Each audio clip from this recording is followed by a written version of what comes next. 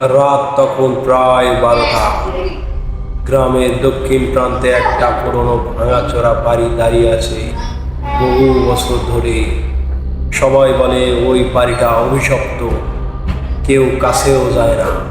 সেই বাড়ি নিয়ে প্রচুর গুজব। কেউ বলে রাতে জানালার ফাঁক দিয়ে মোমবাতির আলো জ্বলে ওঠে, আবার কেউ শপথ করে বলেছে ওই বাড়ির ভেতর থেকে এক মহিলার কান্নার শব্দ শোনা যায়। আমি শহরে কলেজে পড়ুয়া এক ছেলে, গ্রামে বেড়াতে এসে কৌতূহলবশত ঠিক করলাম বাড়িটার ভিতরে ঢুকে দেখব। বন্ধুরা আমাকে অনেক বুঝালো, কিন্তু আমি একগুঁয়ে।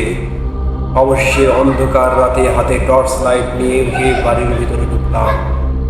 ভেতরে ঢুকতেই হঠাৎ শীতল বাতাস বইতে লাগলো। দেয়ালে ঝুলে থাকা ভাঙা আয়নার দিকে টর্চ ফেলতেই আমার বুক কেঁপে উঠল।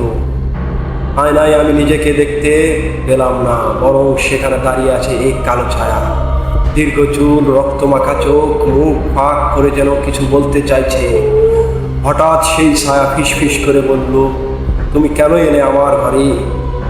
আমি টর্চ ফেলেই দৌড় দিলাম, কিন্তু দরজা যেন বন্ধ হয়ে গেছে। ঘর জুড়ে অদ্ভুত এক গন্ধ ছড়িয়ে পড়ল, যেন পচা দেহের গন্ধ। ছাদের কোণ থেকে টপ টপ করে রক্ত ঝরছে, মেঝেতে ছড়িয়ে পড়েছে। আচমকা তার কানে ভেসে এলো অসংখ্য মানুষের চিৎকার। টর্চ আবার জ্বালাতেই দেখলাম ভাঙা দেয়ালের গায়ে নখ দিয়ে আঁচড় কেটে লেখা, কেউ এই বাড়ি থেকে ফিরে যায় না। সেই রাতের পর থেকে আমি আর খুঁজে পাইনি। কেবল মাঝে মাঝে গ্রামের লোকেরা বলে ভোর রাতে ওই ভাঙা বাড়ির জানালায় এক তরুণ ছেলের মুখ ভেসে ওঠে, আর তার চোখ থেকে টপ টপ করে রক্ত গড়িয়ে পড়ে।